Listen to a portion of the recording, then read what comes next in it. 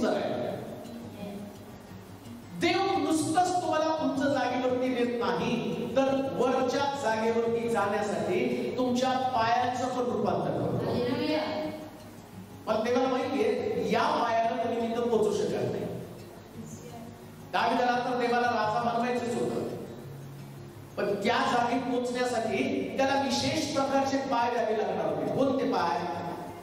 ज्या पायावरती उभं राहून तो गल्ल्याकाशी युद्ध करेल अशा प्रकारचे बायबल सांगतं. त्याच्या भावाचे पाय लटपटत होते, शौलाचे पाय लटपटत होते. पण दाविदाला सर्वोच्च शिरीवरती पोहोचण्यासाठी, उंच स्थानावरती त्याची स्थापना करण्यासाठी बायबल सांगतं देवानं त्याला हरणाचे पाय दिलेले आहेत. आणि आज सकाळी देव तुमच्या पायाचं रूपांतर करणार.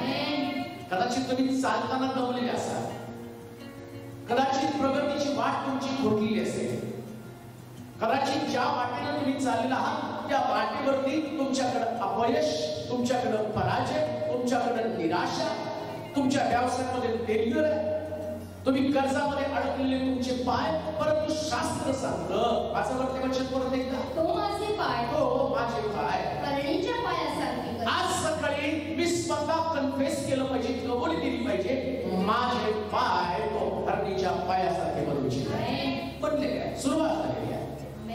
ज्या दिवशी तुम्ही देवाचं वचन स्वीकारता त्याच दिवशी ते तुमच्या पायामध्ये बळ येतं. कशाला? लक्षात घ्या, सगळ्यात जास्त उंच उडी मारणारं ते हरण आहे. शत्रूपासून बचाव करण्यासाठी आणि वेग घेऊन पुढे जाण्यासाठी हरणीच्या पायासारखं बळ कशाला? उंच उडी मारायला.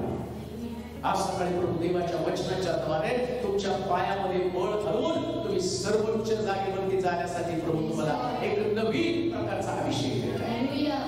राहू नका पहिल्यासारखं, राहू नका पूर्वीसारखं जीवनाचं. आता तुम्हाला उभं घेऊया, तसा वीट